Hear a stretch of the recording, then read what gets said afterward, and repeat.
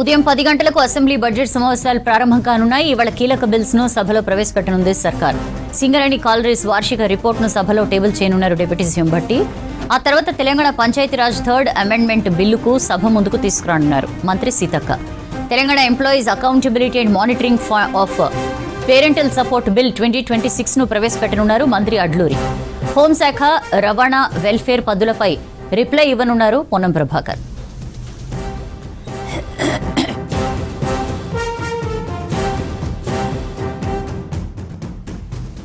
Panchayati Raj, rural development, women and child disabled welfare పై reply ఇవ్వనున్నారు సీతక్క. ఆర్థిక, ప్రణాళిక, రెవెన్యూ, పరిశ్రమల శాఖల పద్దులను మూవ్ చేయనున్నారు డిప్యూటీ సీఎం భట్టి. మంత్రులు పొంగులేటి, శ్రీధర్ బాబు. మరోవైపు ఉపాధ్యాయుల టెట్ అర్హత సాధించడంపై వాయిదా తీర్మానం ఇచ్చింది సిపిఐ.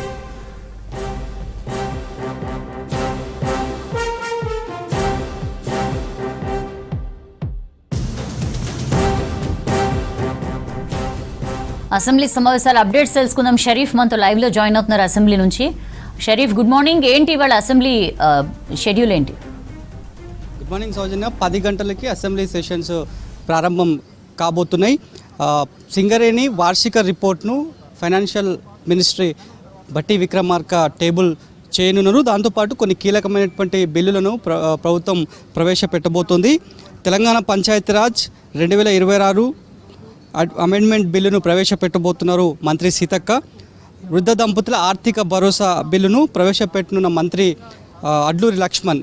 ఈ బిల్లు పైన మొదటి నుంచి ఒక స్టాండ్ తీసుకుంది కాంగ్రెస్ పార్టీ, అదేవిధంగా ప్రభుత్వం అని చెప్పాలి. వృద్ధ దంపతులను వాళ్ళని ఇబ్బంది పెడితే కనుక వాళ్ళపైన కోత విధించాలి. ఎవరైతే వాళ్ళ కుమారులు, కుమార్తెలు ఎవరైనా ఉన్నారో వాళ్ళ జీతంలో కోత విధించాలనేటువంటి ఒక నిర్ణయాన్ని యునానిమస్గానే క్యాబినెట్లో తీసుకున్నటువంటి పరిస్థితి ఉంది. ఆ బిల్లును ఇవాళ సభలో చర్చకు పెట్టబోతున్నారు. ఆ బిల్లును ప్రవేశపెట్టబోతున్నారు. ఇది అందరికీ ఆమోదయోగ్యంగా ఉండేటువంటి బిల్ అనేటువంటి చర్చ పొలిటికల్ సర్క్యూట్లో జరుగుతుంది. చాలామంది చాలా రియల్ లైఫ్ ఇన్సిడెంట్లో చూసినాం.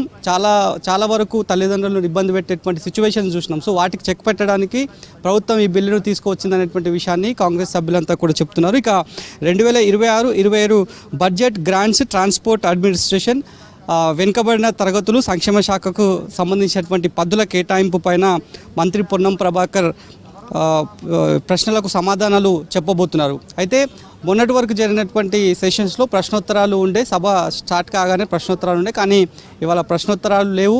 ఎందుకంటే సాయంత్రం అంటే సభా సమయం తక్కువగా ఉన్న కారణంగా సాయంత్రం మళ్ళా స్పోర్ట్స్ మీట్ ఉంది. ప్రజాప్రతినిధులకు మొదటిసారిగా తెలంగాణ స్పోర్ట్స్ అథారిటీ కింద స్పోర్ట్స్ని ఏర్పాటు చేశారు. ఎల్బీ స్టేడియంలో స్పోర్ట్స్ని ఏర్పాటు చేశారు. వివిధ క్రీడలు ఇందులో ఉండబోతున్నాయి. సీఎం రేవంత్ రెడ్డి ఓపెనింగ్ సెరమనీకి ఆయన అటెండ్ కాబోతున్నారు. కాబట్టి చాలామంది ప్రజాప్రతినిధులు 3 గంటల నుంచి 4 గంటల వరకు అక్కడికి వెళ్ళేటువంటి అవకాశం ఉంది. బహుశా దాని కారణంగా ప్రశ్నోత్తరాలను అవకాశం లేకుండా ఉందని చెప్తున్నారు ప్రస్తుతానికైతే. సో పూర్తి స్థాయిలో వీటికి సంబంధించినటువంటి అంశం పైన పద్దుల శాఖల వారిగా కేటాయించినటువంటి పద్దులపైన, గ్రాంట్స్ పైన పూర్తి స్థాయిలో డిబేట్ ఉండబోతోంది.